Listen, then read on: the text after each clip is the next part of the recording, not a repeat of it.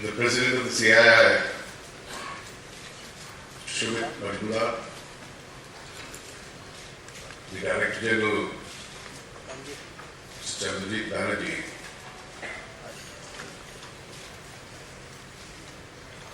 Mr. Rashad Forbes, Shobhanaji, ladies and gentlemen, it's always a pleasure to be at the CII for more than one reason. Around the year, I do get several opportunities, both in India and outside, to work along with the CII and also with the other sister chambers. And I must confess that historically, ever since they were unshackled, the Indian entrepreneurship has done this country proud. It's always in the interest of the country to have a very large, active, booming private sector, because it's private sector that creates jobs. It's private sector that gives a boost to the economy itself. It is normally conventional in conferences of this kind to speak in terms of what has happened in the past and what steps we've taken. The President of the CII just now already referred to it. I think what's more important is the fact that changes which have been taking place are both directional and structural. And it's equally important to note that whereas one can always differ as to what the pace can be of the changes which are taking place, because in a democracy, the pace of decision making is at times controlled by factors beyond your own control. But at the same time, what's equally important is that the direction of decision making doesn't get reversed. Because it's extremely important that this is a moment which India needs to fully utilize. India needs to utilize this moment for more than one reason. The principle being that we've missed many opportunities in the past. And fortunately, we've reached today a situation where I believe that the public opinion in India is strongly aspirational and wants India. And therefore, any form of obstructions to that whole growth process and what can expedite growth process doesn't get a popular sanction or support. These are very rare moments in history and we cannot allow to lose these opportunities. Secondly, there are factors globally which are hurting economies across the world. And of course, they also have an adverse impact on us. But within that adversity, India is trying to find a place for itself where we are able to stand out. And not only are we able to stand out, but we stand out and get noticed.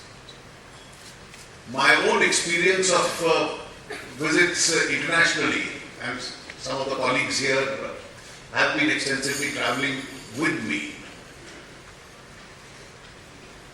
is that people are seriously looking at what's happening in India. And in the midst of a global slowdown, we are moving fast. And it's extremely important that we continue the pace of change and reform so that at a time when growth returns to the rest of the world, it will only accelerate the point where we've reached at the present moment. if in adverse circumstances India can maintain its present rates of growth, when growth returns to the rest of the world, to expedite that process should not be very challenging as far as India is concerned. And I believe that even within the present framework, given all the adversities of a global slowdown, the global headwinds being against us, volatility and unpredictability impacting us, global trade shrinking and its impact on our exports, despite all these adversities, I think if we concentrate on the exercise that we have engaged ourselves in and are able to overcome domestic obstructions, we can still reach our optimum levels of growth, which are higher than where we've reached today. And I, for one, instead of repeating what already Mr. Sumit Majumdar has just now mentioned, that we, of course, need a favorable global environment. The other variable is we need a good monsoon. And I think the 4 or 5 domestic tasks that we have at hand, and those domestic tasks indicate that there are several segments of industry where governments have taken proactive steps. For instance, if you look back the last 1 year, there have been proactive steps taken as far as the steel industry is concerned, the revival of the highway sector is concerned, the sugar industry is concerned, steps which have been taken in the power sector. I think each one of them is going to lead to a better consequence as far as these sectors is concerned in the coming 1 year. But there are still some sectors which have been adversely impacted because of business environment around the world, more particularly also in our own country. And the government, as also the industry, will have to put their heads together, work in tandem, and address each one of those sectoral concerns. And obviously those sectoral concerns will also have a follow-up impact as far as the overall economy is concerned. You mentioned stalled projects. The Prime Minister's office directly is looking at them. A very large number of them have got started in several sectors. And I'm sure with the kind of impetus taking place, particularly in the highway sector, in the railways, etc., a number of projects in these sectors have got going. But more important than that, I think the taxation reforms which we have undertaken and which we have publicly committed ourselves to, both in the field of direct tax and indirect tax, I think that's an important agenda over the next 1 or 2 years, where we have to cover a lot of space as far as those areas are concerned. And it is that reasonable taxation which will make us globally competitive itself. Our emphasis on infrastructural spending and growth in infrastructure. This year, the amount going to be spent on rural roads is going to be 3 times what was spent in the previous years. The expenditure on national highways is going to be maintained, if not increased. The expenditure on the Indian railways, the capex, is going to be increased significantly. Regional airport connectivity is going to improve this year and being added to the capacities in a big way. The shipping ministry is taking some initiative with regard to corporatized ports, the new ones to be set up. Now, in each of these areas, where a lot of infrastructure spend is going to take place, a lot of economic activity I foresee is going to be generated, and this should eventually have an impact as far as manufacturing is concerned. Hopefully, the movement in the last 1 year, as far as the interest rates has been concerned, has been downwards. The government has stuck to the fiscal deficit commitments, and inflation has been under control. And therefore, I do hope that this movement will continue in order to make our own economy more competitive with more competitive interest rates. The entire emphasis of extra expenditure on the rural areas. And therefore, this time we've devised various instrumentalities of increasing the spend in rural areas. Targeting individual villages to make sure that each one of them is electrified. To make sure that irrigation spreads. There are at least 5 or 6 heads in the budget. Even though irrigation is a state subject where the central government is taking the lead in assisting the states as far as irrigation is concerned. Additionally, interest subventions, a larger farm credit. Now, each one of these steps in the budget that we've announced, and there are several heads, continuing the expenditure and exceeding the expenditure of the previous years, even on schemes like Manrega, linking them to asset creation, particularly the creation of ponds. Now, these are all instrumentalities by which we are trying to improve the productivity as far as rural areas is concerned. And this ambitious target of doubling the farm income that we have set, wherein other instruments of increasing farm income are also going to be utilized. Hopefully, this should lead to an increased rural demand. And an increased rural demand is going to fill in the holes as far as the economy is concerned. And hopefully may help in reviving private sector investment in this country. While I say this, I'm not unmindful of the fact that being a large democracy and a noisy one at that, we have a large number of challenges. And I think it is an important responsibility of all institutions, the government, the industry, the chambers, other thinking people, to make sure that the debate on these issues moves in the right direction and therefore enables Indian society as the world's largest democracy and an aspirational democracy to add maturity to that debate. Take, for instance, responsible political groups taking a position which supports high interest rates. Now, something which is absolutely capable of making us into a sluggish economy.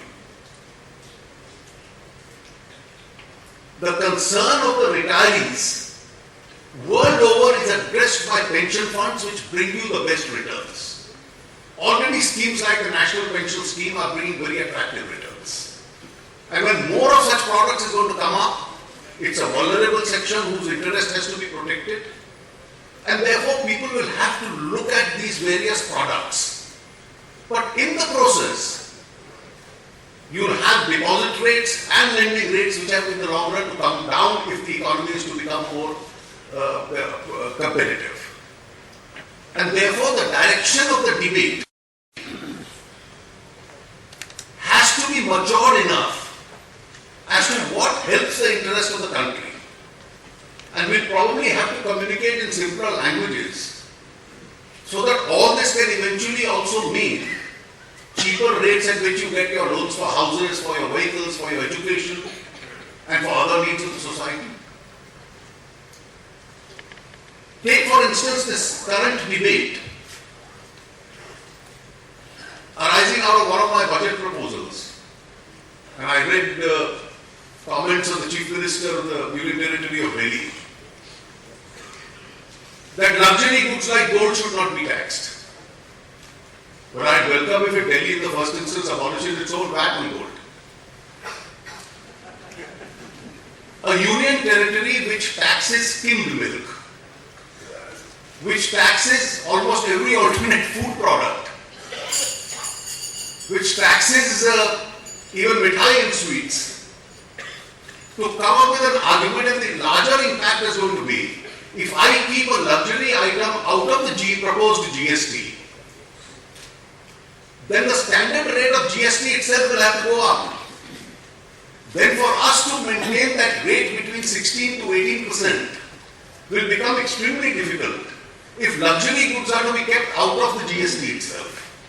And therefore the debate has to mature to see what is the impact of each one of these steps on the larger interest of the economy itself. And I think it is here that chambers like yours will have a very important role to play. I think as far as the Indian industry is concerned, whereas we always welcome its entrepreneurship, I also always appreciate the kind of challenges which you are facing today. But I think the Indian industry is also fighting a major battle for its own credibility. Some recent events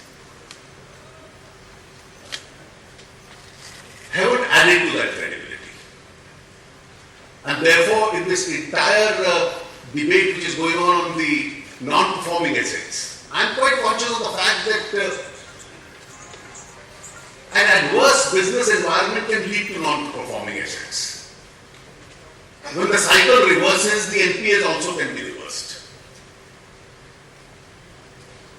But the approach of leaders of the industry will certainly have to be always positive and ethical.